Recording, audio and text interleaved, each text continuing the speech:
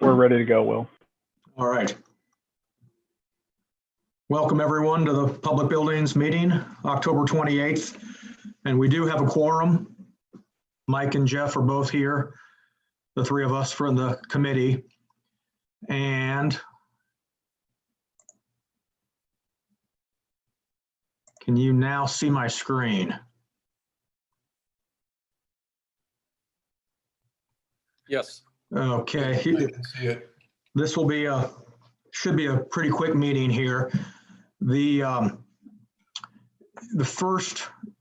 ordinance 2020-33, which is no different than this one here that we saw in the last council meeting.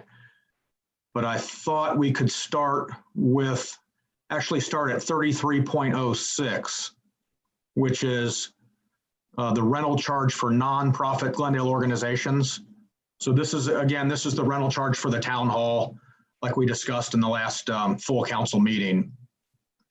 If I put this in bold here, and I know Wally had said going back several years, he's never had an issue on a nonprofit, versus a for-profit or a Glendale resident, a Glendale organization. But since we've been working on so much these last 2-3 months, I wondered if where we say reduced rental shall be charged by the village for use of the town hall by a Glendale religious, educational, charitable, or civic organization for a meeting or function where there's no admission charged. I wondered if we should mention nonprofit political groups, or if that would need to be an entirely separate category. I just thought with the two parties, the Republican Democrat, a Tea Party, Glendale Black Lives Matter, all technically could say they're nonprofits. So I just didn't, I thought this committee should discuss, would that automatically classify them for the lower, the nonprofit rate, or do we want to just put that in the the organizational rate? And is Wally on here? Yes, Will, I'm right here. Hey, Wally, I know you had mentioned in the council meeting you really hadn't had any issues with this over the years, but just going forward, I know a few questions came up in that meeting. I didn't know if you had any kind of immediate thoughts on this. Well, yes, after you and I talked on the phone the other day, I was thinking about it, and I wondered if we put in the section 3306, comma, not of a political nature, if that might help. Something to that effect. And do you think, Wally, that would be enough then? So if a political group did want to rent it out in the future, they would know, they would know right then that that meant it was a for-profit or a, they would get the $500 rate, the resident rate. Well, when we do the discount, we ask for verification that they are a nonprofit. However, as you mentioned, there could be organizations of a political nature that are nonprofit as well. I might refer this to David, since he'll be experiencing this more in the future than I will, but in the past we haven't a problem, but that doesn't mean we wouldn't in the future. I think, if I may, Wally and Mr. Kreidler, in this instance, I would lean on the verification of the nonprofit status. If they truly have a nonprofit status, then that being a 501c3 or related classification, then they would qualify for this rate. If it's an organization of Glendale residents or led by a Glendale resident, then they would fall under that first group under section 1, which would be the $500 daily rate. Okay. But so David, in the 33, we'll get to 33.02 in a second, but 33.06, then should we, after the word civic organization, should we say like a 501c3 is required? We could, yeah. Matter, point this out. A 501c3 is not synonymous with nonprofit. 501c3 is a tax status with the federal government that contributions to the organization are tax deductible. Nonprofit is a corporate status that says you're not doing this to make money. So finding out whether they have a 501c3 would not necessarily be a requirement, because most organizations probably do, but some may not, and they may still be nonprofit.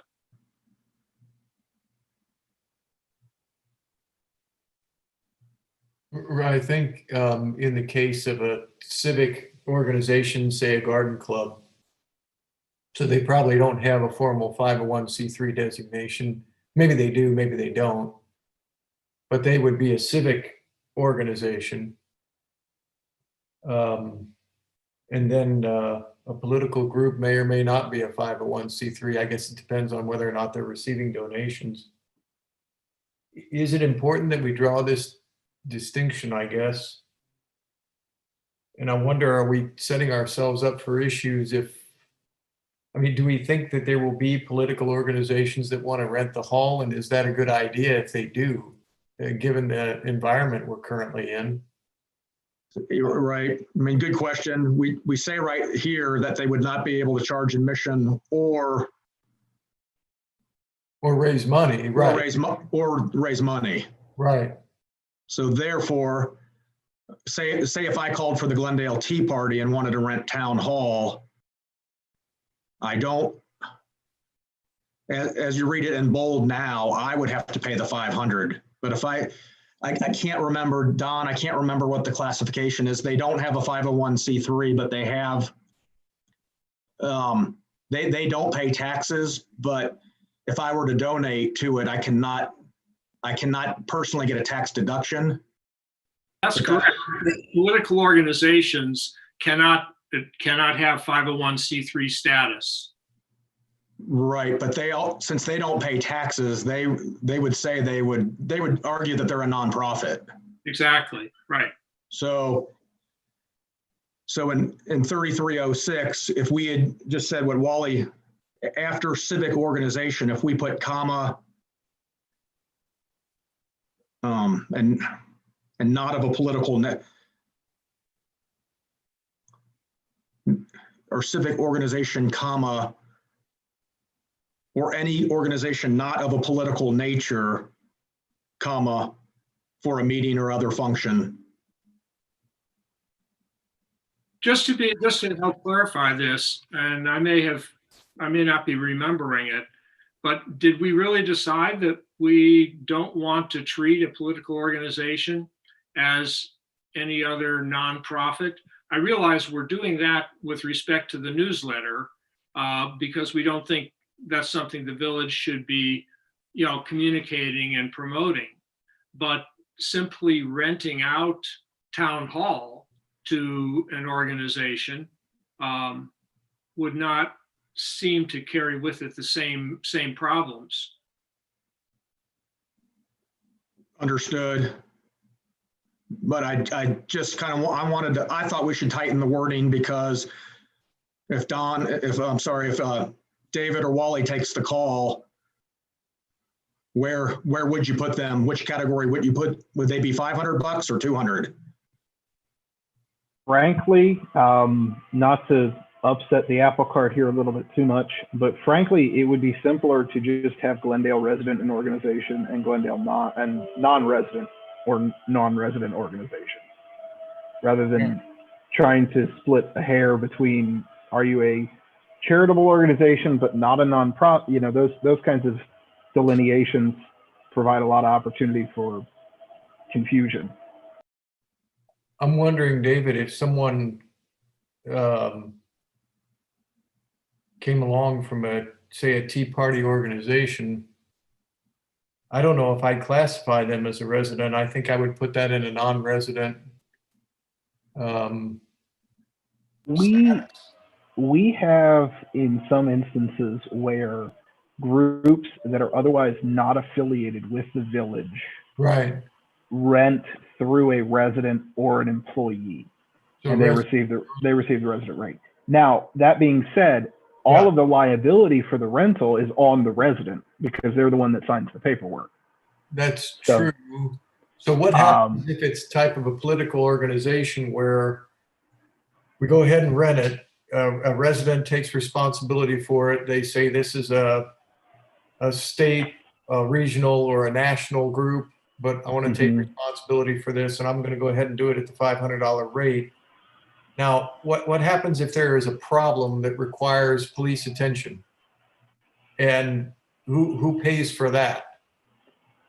I don't know we've ever had that issue. Of course, there's always the possibility, especially nowadays. My initial thought would be, some other examples that I've seen from other communities and other cities is that if an event comes forward that has the potential to be, what's the word I'm looking for? Confrontational, I guess. That's easy work. Then steps are taken to ensure that, hey, you want to have your event here, but we recognize that your event poses an increased risk compared to, like the garden club, which is a hopefully relatively tame event. We hope so. You might fight over pansies and daisies. I don't know. They might get brutal. If they look at the risk inherent in renting that to that group, maybe there's an opportunity for, hey, we recognize you're going to need increased security, and we can work through that group to figure out what that might be. But I don't think we've ever experienced anything where things have gotten that out of hand.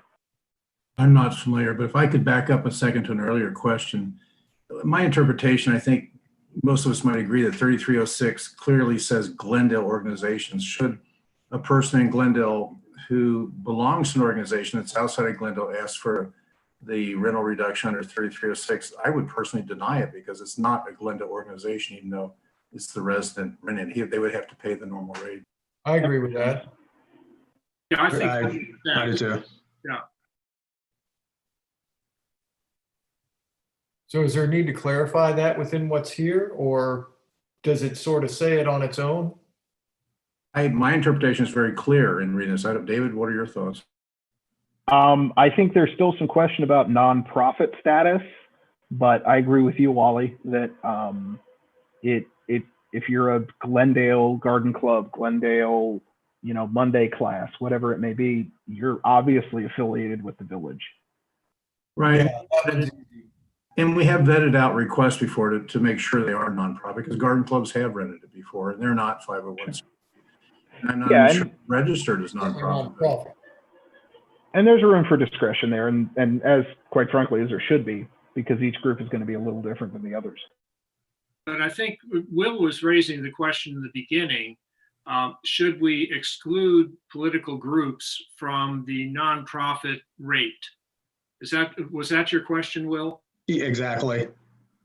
So that's the question, I would address, and trying to address it, does open up some sticky wickets potentially, because some groups say, well, we're not political, we're not affiliated with any party, but they may well have positions on political issues, and I don't know if there's a reason to exclude political organizations from the favorable nonprofit rate if they are truly nonprofit, if they are truly not using the venue for fundraising. And I think that might be the most difficult issue.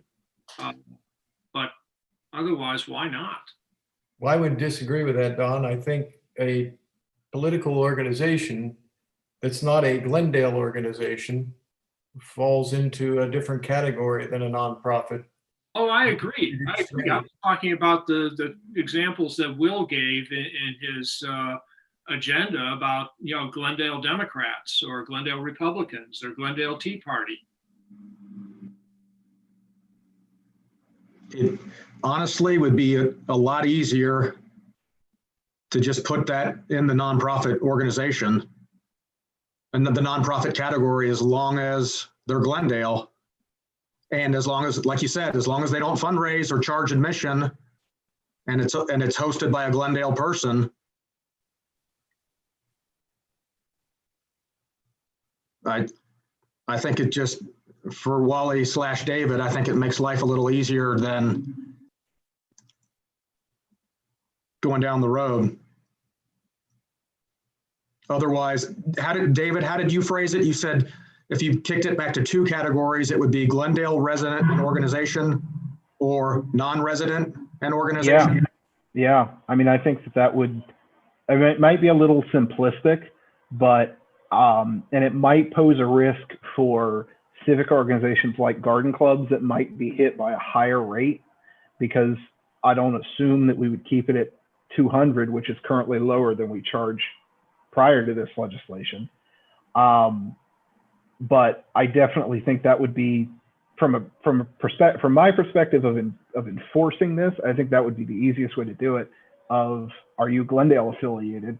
Yes, we're a residence group. Okay, you get the resident rate. Are you not? No? Okay, you get the non-resident rate. And then whatever their organization's mission is secondary to that. So we're judging them not on what their purpose for meeting is or what their organization's purpose is, but rather judging them on, do you live within the village of Glendale or someone affiliated live within the village? David or Wally, am I misremembering? I thought we used to allow nonprofits free use or of the facility with $100 security deposit. That's correct, but the modification was to charge a minimal fee.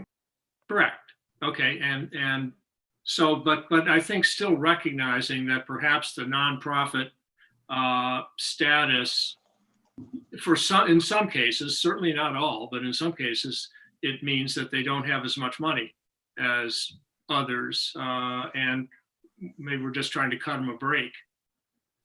That's definitely. Yeah. I'm sorry to interrupt, Mayor. That's definitely a shortcoming of my theory as far as handling this. So, yeah. I mean, I don't mind going to two categories, but I do think that there is some value in letting nonprofits who are not using it for fundraising or charging admission to have a break. Fortunately, this rarely happens. The pancake breakfast is an example, and the garden club maybe every other year will ask to use it for a dinner party to reward their workers. But it doesn't happen very frequently that we do the 3306 provision on this chapter.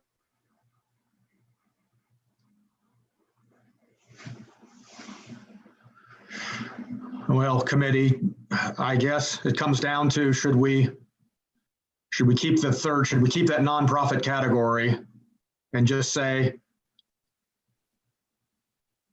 and just ignore how I started with the political organization, just say Glendale religious, educational, charitable, or civic organization. And if we leave that, if somebody calls in and they're a political organization, it'll have to be explained that they would qualify in 33.06 as long as they aren't charging admission or raising money. And that they were based in Glendale. And based in Glendale. Yeah, that would be my preference.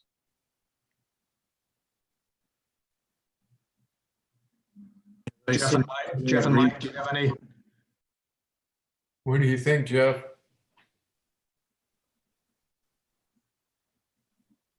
My question was basically, how do we identify whether they are raising money?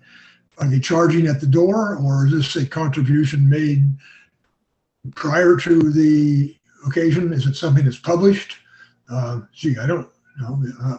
I would think if you're a political organization, you're probably trying to raise a little money for whatever the cause is. Right. So how do you, That question, which is a good question, we have an agreement they must sign that stipulates what they're using the town hall for. And if they're under 3306, which again is frequent, we would cite that in the agreement. okay, And I mean, that could be true of any organization that decides they want to, that wants to rent the town hall.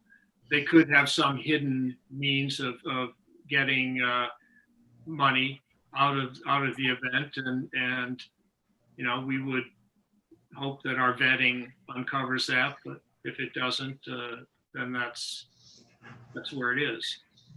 okay.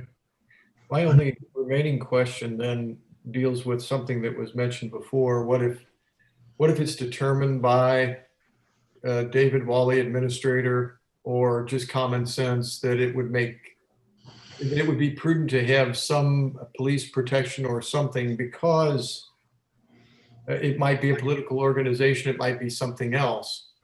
Does the village have a right to request that we receive payment to provide 2 police officers or whatever we feel is required? You know, a police chief available, whatever. Is that something we should be thinking about? Because in the environment we're in now, we could likely face something like that. I have an Absolutely. example I can give you, Mike, and that's a very good question. Maybe 8 or 10 years ago, there was a graduation party rented by the parents, and it got out of hand, and the police were required to come and to tell them they had to leave the premises. They wanted to rent the event the next year for another person, a child graduating, and we declined unless they would provide a police officer and pay for them as an off-duty detail, which they decided to do. And they, again, rented the property, but there's a policeman present. We had no problems. Yes, we can do that, whether you're not going to rent it. Yeah. So how, is that something that we need to have formally for this or any event in the village, or how do we handle that one? I would suggest we can handle it in similar fashion in the future, that it's an administrative decision. If we have any knowledge that it may need police protection, then we would inform them they have to do that, as we once did. Mhm. Okay. We're lucky now to have the benefit of things like social media that can quickly identify that, oh, this event is being hyped as, you know, something to swarm, or, you know, there's going to be a huge crowd, or there's a lot of contention here. So I think we would be able to identify it in a case-by-case basis. So we do it on a per event, case by case. Or if we know that we are going to provide a police presence for whatever reason, we should be charging for that in any situation. All Right. We've been comfortable requiring that in the past, and I would certainly think it would happen in the future as well. Okay. And the other recommendation is, if they use our police officers, it needs to be contracted through the village, so that the accounting process demonstrate that the officers using our equipment in our village are paid by the village to support an event that's been reimbursed by the event organizer. I agree with that too. We have established that recently. So that's the way, going forward, that's the way we're going to do it. Yeah, the off-duty is a bit concerning when it's an off-duty, but they're protecting our village, but there are people. It just kind of. Yeah, and our equipment, our, you know, Yes. our training and everything else, yes.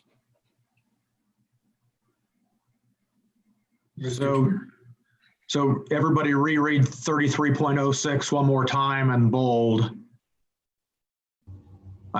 We think that's good to go. Speaking for the administrative side, it's very clear what it means, and it's very similar to what has been proven since 1970 when it was adopted. But other than it, we now will charge. That's the change. Okay. Thanks. Okay. Well, I'm glad we discussed it, but let's stick with that. Now, if you'll just go right up above to 33.02, and we'll get to the different ordinance here in a second, but now you'll see that we show it as 2 tiers.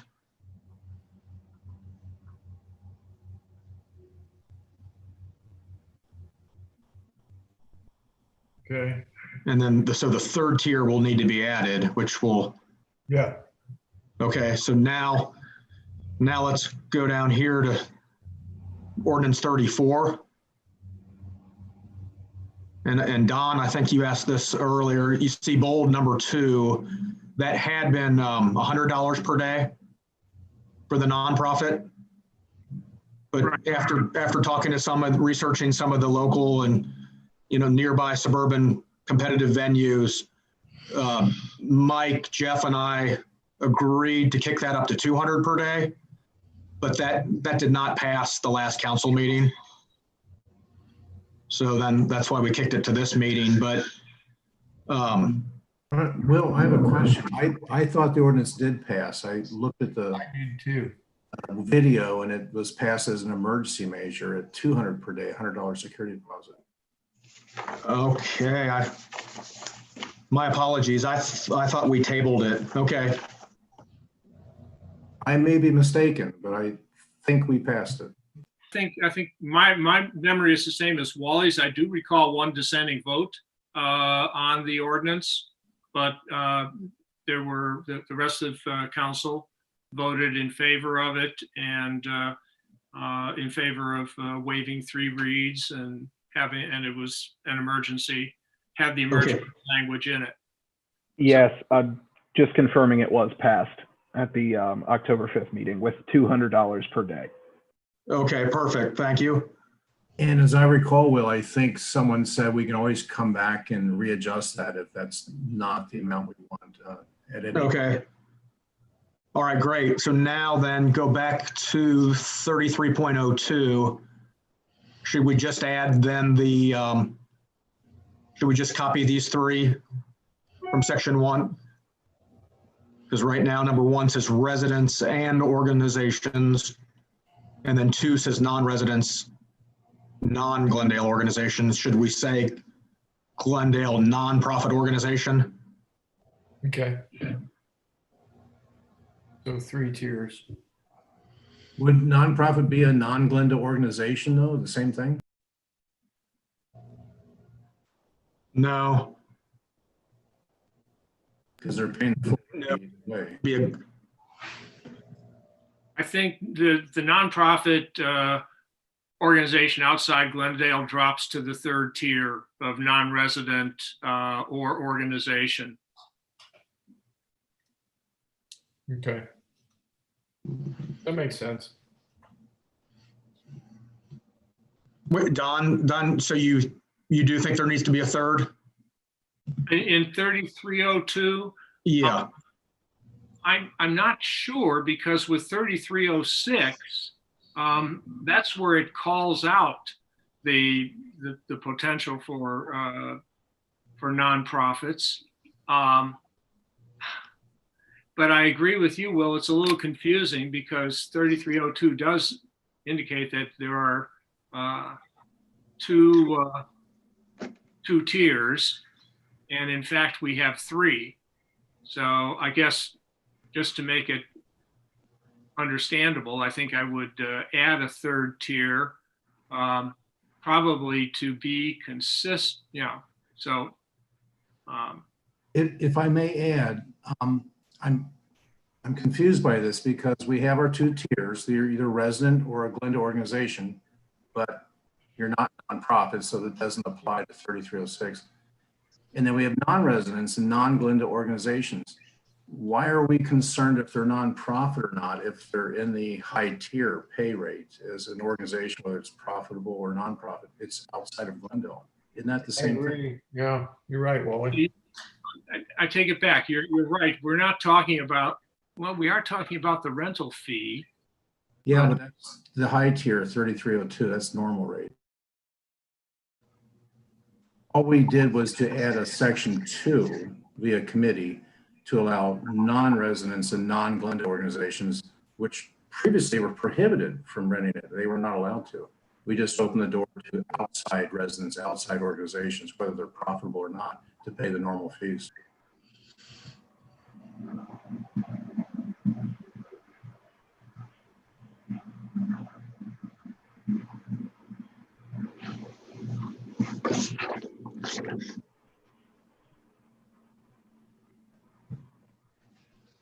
I don't know what to do about this one. Yeah. Can Let me I- just show you. Let me just show you Well, this. you could, if you wanted to try to satisfy both, section 1 that shows the 3 different category of fees. There could be number 1, Glendale resident or organization, and then 1A, 1.A. Glendale nonprofit, and then number 2 would be non-resident or organization. And then you could say there could be 2 tiers of fees, or there could Can be I, multiple tiers of fees, 1A, and then 2. That helps show that there's like a subset of number 1 under resident, Glendale resident or organization, and then there's the second one, non-resident or non-Glendale organization. can I ask a potentially silly question?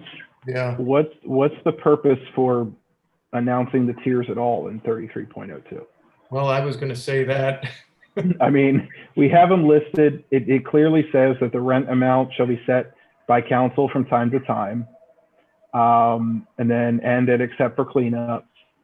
Strike that next sentence. Only beer and wine may be served, et cetera, et cetera. I mean, Yeah, you don't have to say it again because it's over here. I'm sorry, where's here? Well, it exists in writing under well, wait a minute. No, well, I guess when they go to the web page to, Okay, well, maybe, okay. Where is, oh, it's in it's 2020-34 is where it's going to say the fees. yeah, that's, Okay.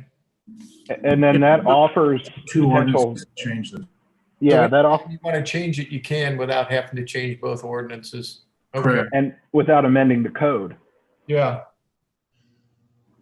And amending the code's a big deal. it is. Where does it say that it will be set from time? There it is, okay. Good.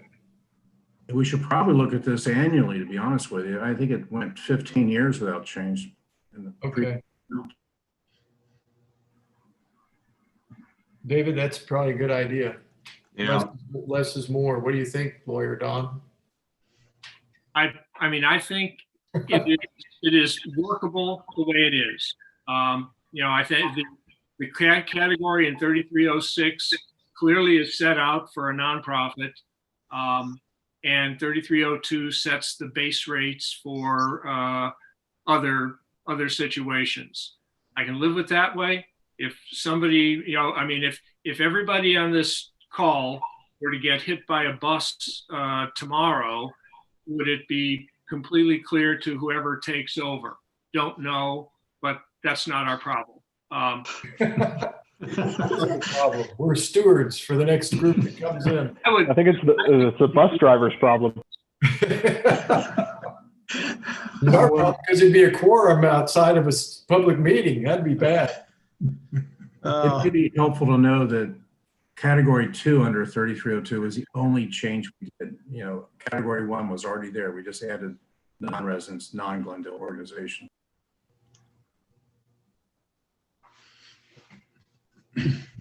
So, It certainly seems adequate. Really, it's binary. Either you live in Glendale or you don't. yeah, good point. Right. Wait, David, did you say just strike it out? There shall be 2 tiers? That's my I guess my suggestion, simply because then that offers future flexibility for dividing up fees by group type if that's where council goes in the future, and then it doesn't require a code amendment to make those changes. The change is done in a separate ordinance, right?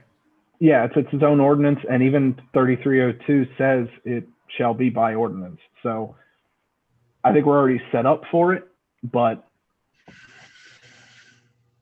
that's my perspective on it. But tell me again, can you read to me again what you would strike out? Yes, there shall be 2 tiers of fees established by council, to wit, number 1, residents and Glendale organizations, and number 2, non-residents and or non-Glendale organizations. Just that sentence. So, but if that all goes away, then you would leave in 33.06? Yeah, because the logic there is 3302, the first sentence says that council shall set prices. And then you can have a separate rental charge. I suppose, I guess if you wanted to do a lot of work, we could debate striking 3306 and just set it up as the second ordinance, but I don't think anybody wants to be here that long. No, I wouldn't do that. But we could call out nonprofit Glendale organizations specifically and still have to eliminate confusion over multiple tiers in section 02. Speaking of confusion, I'm a little concerned about making changes to something we just passed and published. I don't know. Yeah. I think it works well the way it is, and if we're gonna look at it every year, we can always tune it. It's What just- did 33.02 say previously? Well, I was speaking on that earlier. So if you take away, where'd it go? Here it is. What did it used to say? It used to end at residents and Glendale, it used to say Glendale residents organizations. And we added section 2 that non-residents in Glendale can now be included, but they're at a higher rate. So did it used to say there shall be 2 tiers of fees established by council? No, it did not. Okay. It said that residents only may rent it. And then it went into the next section for a discount if you were a Glendale-based organization. Got it. Okay. Thought was to open it up to outside of Glendale to produce revenue and make more use of it. Frankly, the town hall is rented only 10 to 12 times a year now with residents only. Well, if we don't make the changes suggested to take the sentence out, we really don't have to do anything, do we? I don't think so. My concern is we're going to publish this to the residents. I hate to change it a month later, but it can change over time if we think there's a problem. I would like to try it the way it is, and if we have a problem with it, we can always make the change. Well, it looks like it's, it's pretty close to what we want, the way it's written. Yeah. David's idea is a better idea, but for the sake of not having to change anything, maybe it's better to let it go. My idea was more to find maybe a happy answer to the debate of adding a third tier. But I think if everything's covered by 1 and 2, and it is, then we'll just move on. Okay. Hopefully we'll get more rentals, or we're trying to make it more profitable so we can do more repairs to it with revenue. At a higher rate, yeah. Okay. Have my support for that for sure. Yes. Okay, we'll leave it as is, but I'm glad we discussed it. And I have to tell Mike and Jeff and Don, I guess, I'm going to be a poll worker on Tuesday. And I've been told I have to be there Monday night for training, which is the exact time as our council meeting. Mm. So I'm wondering if Mike or Jeff could just briefly discuss this when it comes to public buildings. Sure. We can do that. We can just briefly touch on it, that we reviewed it and confirmed. Yes, it was confirmed and passed. I think just acknowledge that. Okay. I Does think, that- All right. Council meeting on Monday. I'm sorry? Yes. Does that mean you will not be at the council meeting on Monday? Correct. I'm sorry. I just found out I can't get out of it. Okay. Are there any big votes, Don, besides? Not so far. Yeah. We're confirming, we're swearing in a couple of firefighters, but I don't think that's going to be controversial. Okay. I may reach out to you and where is the training taking place? It's in Forest Park. Okay. I mean, I guess I can have my phone on if you need me. It's a Zoom meeting. It'll be a Zoom. Oh yeah. Okay. Yeah. Yeah, you just have to Zoom by phone. Log I'll in. pretend like I'm sweeping the corner. There you go. Mayor, the only legislation is we need to appropriate the CARES Act money that we received recently. That's it so far. We have 5 members, and so far nobody else has told me that they're not going to be there. We can transact business with 5 members and waive 3 reads and do all that other good stuff, provided that there is no dissension. So the question will be looking ahead whether we foresee the likelihood of any dissension on any of the issues, in which case you may have to step out of your training and log on. Okay. Okay. We can text you, Will, if we see a problem coming. Okay. Perfect. Do we have very many speakers coming on Monday? As of right now, just one.